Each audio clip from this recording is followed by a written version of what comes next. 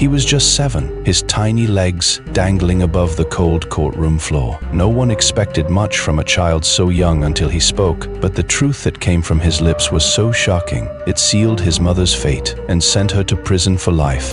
What is this right here? My mama. And what is she doing? Killing my sister.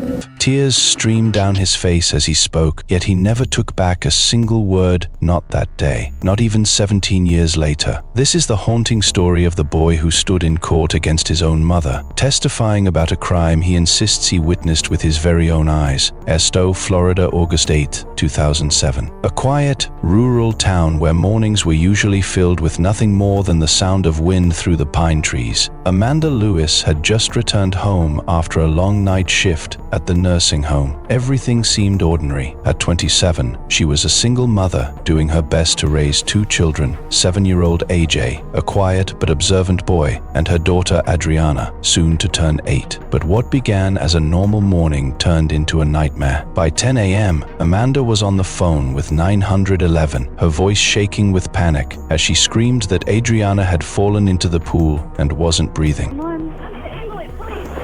911. I need an ambulance. What's wrong, ma'am? My daughter fell in the pool and she's not breathing. Where at, ma'am? In Esto.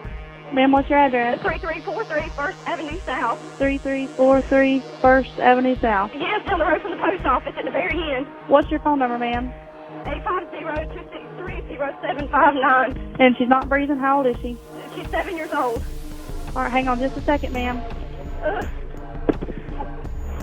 Oh, God. Just a second, ma'am. Her lips are purple. What do I do? Ma'am? Water's just coming out of her nose. Yes, sir. Ma'am? Huh? You said water's coming out of her nose? Yes, I've got her on her side and she's coming out of her nose every time I move her. Okay, hang on just a second. Please hurry. Rescue? Yes, ma'am. I've got them on the way. I'm going to see if they can do something to help you. Hang on just a moment.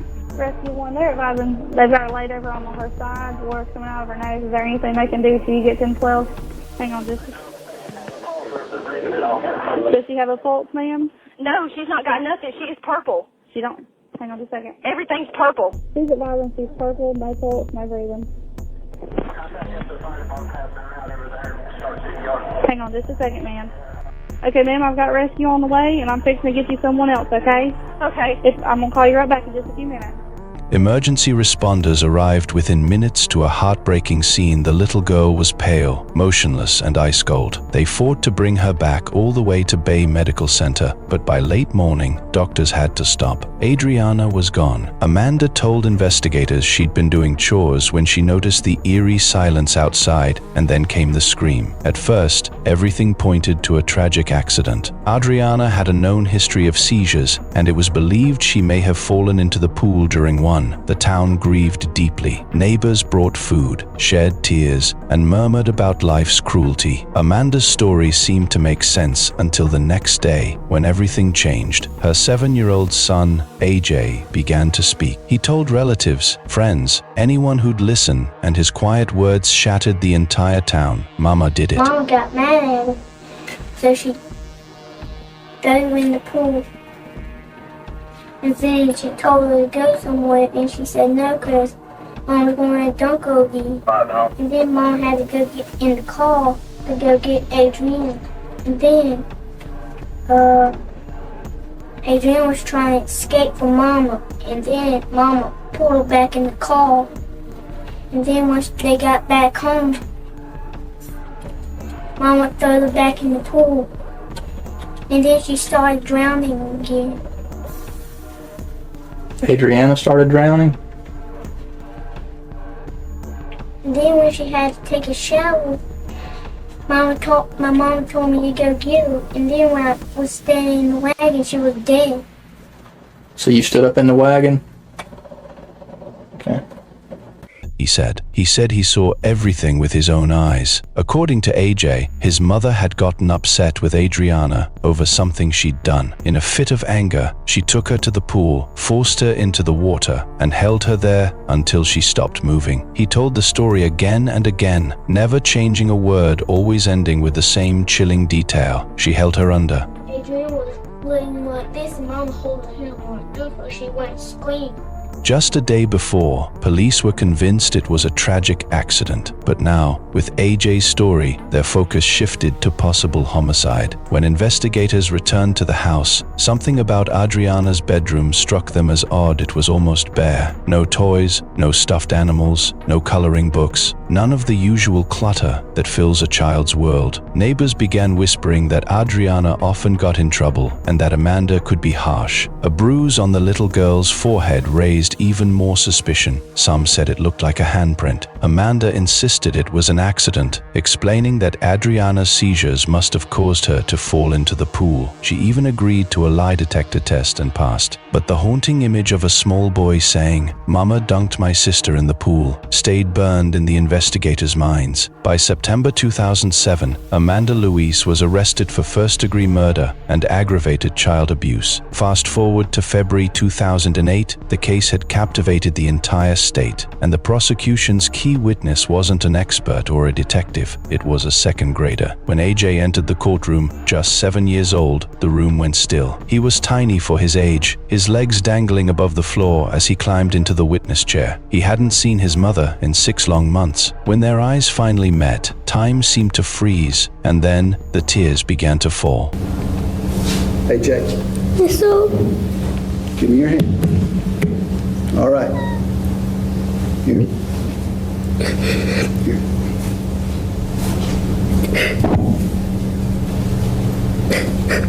The tears didn't stop the questioning. The state attorney knelt beside the young boy, speaking to him in a calm, gentle voice. At first, AJ's words came out in hesitant fragments, his voice trembling, but as the minutes passed, he began to speak more clearly, his confidence growing with each answer. They want to know how Adriana died. Yes, sir. Now, I wasn't there, AJ, was I?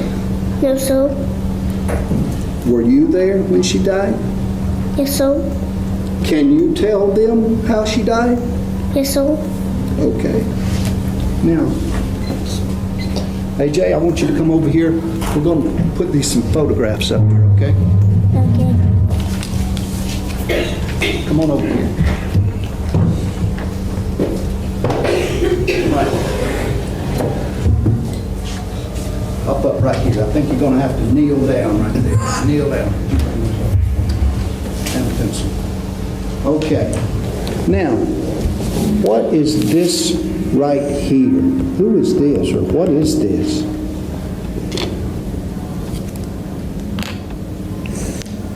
My mama Okay.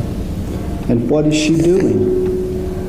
killing my sister, How is she doing that, AJ? putting her hand over her face. Would you show me how she put her hand over your No, sister's sir. face? Huh? No, sir. You don't want to do that? No, sir. Okay. Who is this? My mother, And who is this? my sister, What is this right here? my mother's arm. Your mother's arm? Yes, sir. Okay. What does this mean right here? She did. Died. What? She died. She died. Okay. You mean your sister died? Okay. What this too bad? What does that mean? That means it's scary. It was scary. When this was happening, could you see it? No, sir. Was that a yes or a no? Yes. He told the jury he saw his mother place Adriana in the pool and hold her under the water. He described how his sister kicked, splashed, and then went completely still. To make them understand, he even drew a picture stick figures, a pool, and one small figure beneath the surface. It was an image no one in that courtroom would ever forget. After 4 days of testimony, the jury needed only 2 hours to decide. Amanda Lewis was found guilty of first-degree murder and aggravated child abuse. Members of the jury, I understand you've reached a verdict. Yes, sir. Madam Clerk, at this time, if you would read the verdict for the court, please. State of Florida versus Amanda Elaine Lewis, case number 07282CF. Verdict. We, the jury, find as follows as to the defendant, Amanda Elaine Lewis, as to count 1 in this case. The defendant is guilty as charged of first-degree felony murder. We, the jury, find as follows as to the defendant, Amanda Elaine Lewis, as to count 2 in this case. The defendant is guilty as charged of aggravated child abuse. So say we all, dated this 22nd day of February, 2008, signed Eugene E. Person. She was sentenced to spend the rest of her life behind bars, with no chance of ever being released. Florida law, there are only 2 possible penalties that can be imposed for the crime of first-degree felony murder. They are either death or life imprisonment. This court adjudges you to be guilty of that crime and sentences you to imprisonment in the Florida Department of Corrections for the remainder of your life.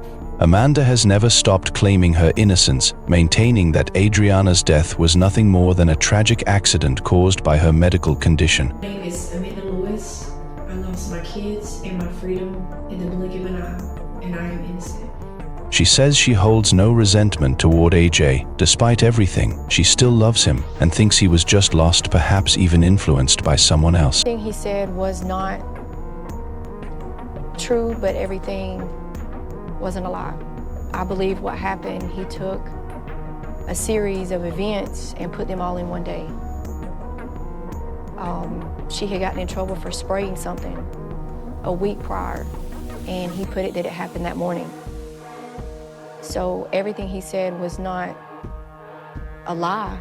I just believe he fabricated a series of events into one day. 17 years after that unforgettable day in court, AJ Juanao, an adult, finally broke his silence. Speaking with True Crime Central, he agreed to share his side of the story under one strict condition: his new identity must remain hidden. In the interview, AJ stood firm on the same words he spoke as a 7-year-old child. Though his testimony had unknowingly condemned his mother to spend the rest of her life behind bars, he insisted that every detail he gave back then was true. AJ stated firmly that his mother was 100% guilty and that he stood by every word he said in that courtroom. Reflecting on his journey, he revealed that he was later adopted by a kind, faith-driven family who gave him the stability and love he never had before. His life now, he said, feels peaceful, far from the darkness that surrounded those early years with Amanda Lewis. His words serve as a chilling reminder of how deeply truth can cut, especially when it comes from a child. The story of a little boy, a Florida backyard pool, and a mother's lifetime sentence still stirs questions no one can answer with certainty. Was justice truly served that day, or did a child bear the crushing weight of a tragedy he could never fully comprehend? Can the testimony of a 7-year-old ever be entirely trusted, or did the system ask the impossible of him? Share your thoughts in the comment. A wife stood accused of a horrifying act, setting her husband ablaze and then running him over with their own family van. In the courtroom, tears streamed down her face as she wept and twisted the truth. She clung to the belief that somehow she'd be walking out of there and going home again. I came to this court filled with hope.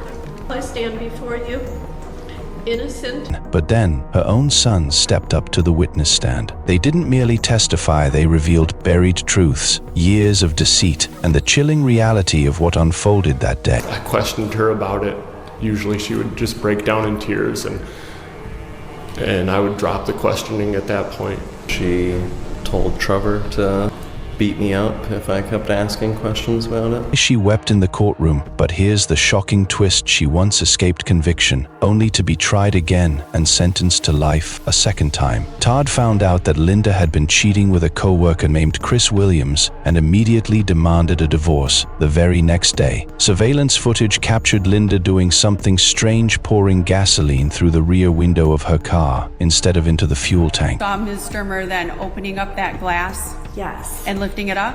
Yes. And then what did you see? Her putting the hose into the car, not into the gas pump, into the gas tank, into the back window. Back at home, Linda later claimed she noticed the smell of gasoline on a towel while doing laundry. Just hours after that, flames engulfed the house. Todd was found burning and critically injured alive when rescuers arrived, but he died on the way to the hospital from severe burns and blunt force trauma. Fire investigators quickly ruled the blaze as intentional. Burn marks and traces of gasoline on Todd's clothing told a clear story. Someone had set him on fire. Experts concluded that Linda had doused Todd in fuel, lit him ablaze, and then struck him with their van. Linda, however, told a very different story. She insisted she'd been doing laundry when an accidental fire broke out, caused by a leaking furnace and nearby oil lamps. She said she ran out to get help and that her van accidentally hit Todd while she was trying to drive out of the mud. Despite her defense, in 2010, Linda Sturmer was convicted of first-degree murder and sentenced to life in prison without parole. But her case didn't end there. Linda appealed, and in 2020, a federal court overturned her conviction. The ruling found that her original defense team had failed to call a crucial fire. Expert one who might have disputed the prosecution's claim that the blaze was arson. Additionally, the prosecutor had crossed ethical lines, using emotionally charged language to portray Linda as deceitful. After 10 long years behind bars, Linda was released and granted a full retrial, a rare second chance to fight for her freedom. By 2025, she was back in court, facing a new jury, a new defense team, and the opportunity to finally tell her side again. But what happened next stunned everyone in the courtroom. Her own son, Trenton, the boy she had raised, took the stand against her. During her first trial, he hadn't testified, but this time he did. Sitting only a few feet away from his mother, Trenton delivered testimony that cut straight to the heart of the case. What he revealed changed everything. Linda never saw it coming. For years, she believed her son stood by her innocence. But now, in front of a courtroom packed with reporters and spectators, he looked her in the eye and told a story that would shatter what little hope she had left. Tell you what happened when you talked after the fire? Yeah, she gave a few different stories over the next 2 years. Different stories? Do you recall how they were different? What she did, where she went, changed. How did they change?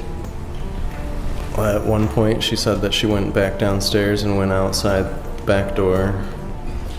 And I feel like at a different point, she said that she went out the front door. But any time that I would ask, she would get either hysterical or angry and would attack me at times. So when you asked her about the differences in the story, is that when she attacked you? Yeah. Tell me about that. A few different occasions. She driving once, she I think pulled over and started smacking me or something, and another occasion she just flat out attacked me and gave me a bloody nose and pushed me into the bathroom. Another occasion she told Trevor to beat me up if I kept asking questions about it. So all of these times you've just described were related to you asking why her story was different? And what happened and how it was that my father didn't make it out.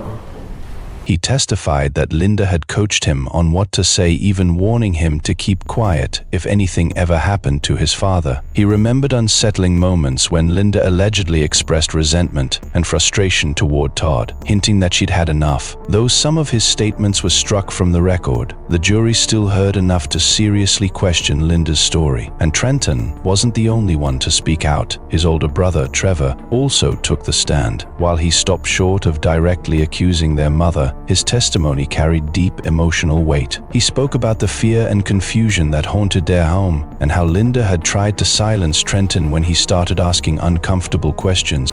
If you accused her of of saying something different, then she would get angry and almost violent with us, especially with my younger brother, Trenton.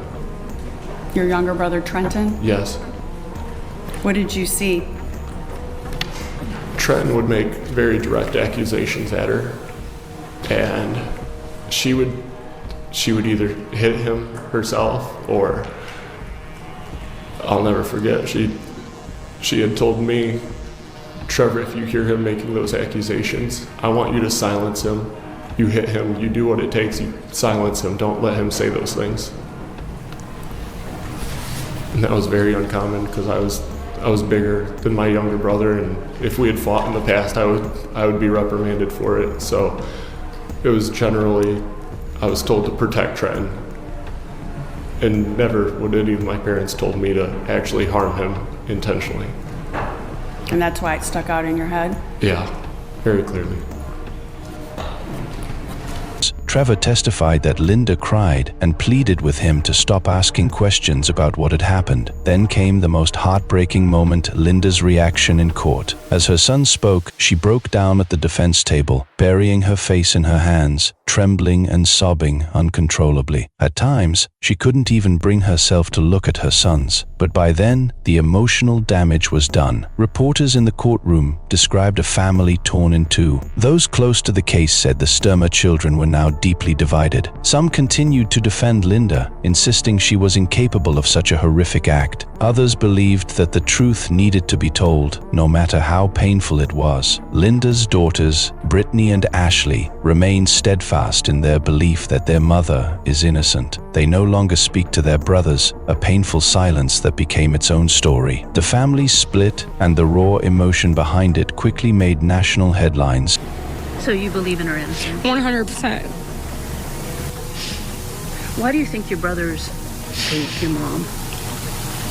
Hate's a strong word, but I think that they lost their dad, and I lost a family dynamic that day too, and it was very scary. But there's a lot of things that my brothers were younger, and they weren't adult enough to know right from wrong, and I am. And I have a voice, and they might say they didn't, but they told the truth under oath away from my mom. So I was old enough to know, and I had my dad, and I had another family that I was able to get away from the situation, but when they lived it every day, it's different. So I'm adult enough to know what really happened. And I would not lie if I thought there was any inkling of an ounce that all the lies that they're saying, like, I would not be here. So can you rebuild your relationship with your brothers? They will not allow it. They don't want it because they've been around manipulation and poison family for too long. So no, I wish, yes, and it was okay, but no.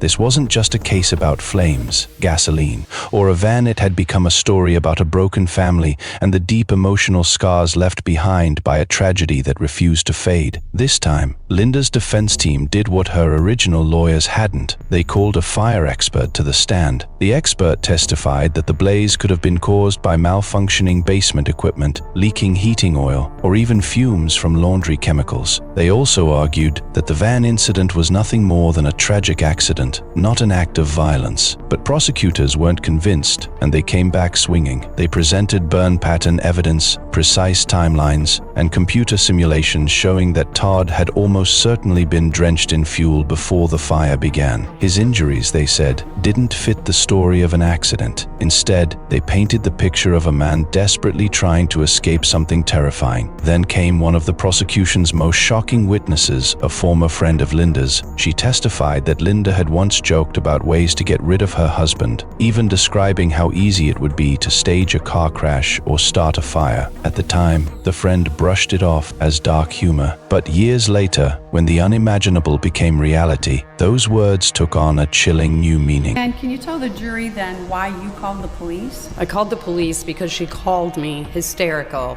and said that she had a gun and wanted me to give her one good reason not to shoot him. Not to shoot him? Not to shoot Todd. And I did my best to calm her down, but at the end of the conversation, I still wasn't comfortable that things had calmed down, and so I called the police. Had she ever talked about shooting him before that? She talked about various ways that she had thought about getting rid of him. What did she say to you? She talked about shooting him. She talked about running over him with her car, poisoning him. Investigators discovered traces of blood underneath the van and presented digital reenactments showing the vehicle's path across the snowy yard. The defense maintained it was all a tragic accident, that Linda had simply been trying to drive through the snow to get help. But with the new evidence, the jury now had more information, more context, and far less faith in her story. After just 7 hours of deliberation, in April 2025, the jury returned its decision, guilty on 2 counts of murder. As the verdict was read aloud, Linda Sturmer hung her head, her composure finally breaking. Moments later, she began to cry. We, the jury, find the defendant guilty of first-degree premeditated murder. We, the jury, find defendant guilty of first-degree felony murder. Members of the jury, listen to your verdict as recorded. In regards to count 1, guilty of first-degree premeditated murder. Count 2, guilty of first-degree felony murder. Is this the verdict of the foreperson? Yes, it is. Is this the verdict of the jury? Yes, it is. Anything else then, counsel? No, Your Honor. Address now? Okay. Okay, thank you. Linda stood motionless as court officers moved in to take her into custody, her hands trembling uncontrollably. When the cold metal cuffs locked around her wrists, she broke down completely. Tears streamed down her cheeks as she turned toward the gallery, scanning the room, perhaps hoping to see one of her children, anyone still standing by her side. But there were no embraces, no final words. Her daughter stood frozen, crying silently, unable to move. In that moment, Linda seemed to realize it was truly over. Her life, as she knew it, had ended. In May 2025, the court handed down its final judgment: life in prison without the possibility of parole. With credit for the years she had already served, the judge called the crime more brutal than most, saying it was impossible to imagine the pain Todd had endured in his final moments. Murder is by its nature a monstrous deed, but the one you've committed is even more gruesome than most. You lit your husband on fire and burned him alive. When he made it out of the house and you had a chance to reconsider your actions, you instead doubled down and ran him over with your car. I cannot fathom the suffering he endured in his last moments of life. And I cannot fathom the damage you've inflicted on Todd's family, his mother, his siblings, now your grown children, his grown children. You lured them out of the house using one of your many labyrinths of lies. The sentence of the court is life without the possibility of parole. Credit is 3,367 days. Ms. Sturmer, anything you wish to say? Yes, Your Honor.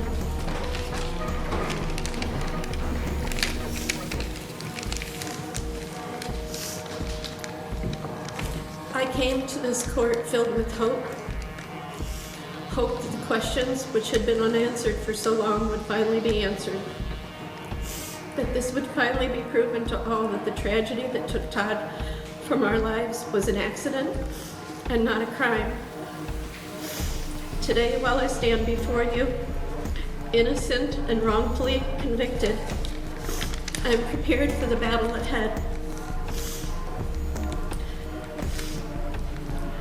My husband, my family, my daughters, friends, and legal team remain confident that this conviction will also be overturned.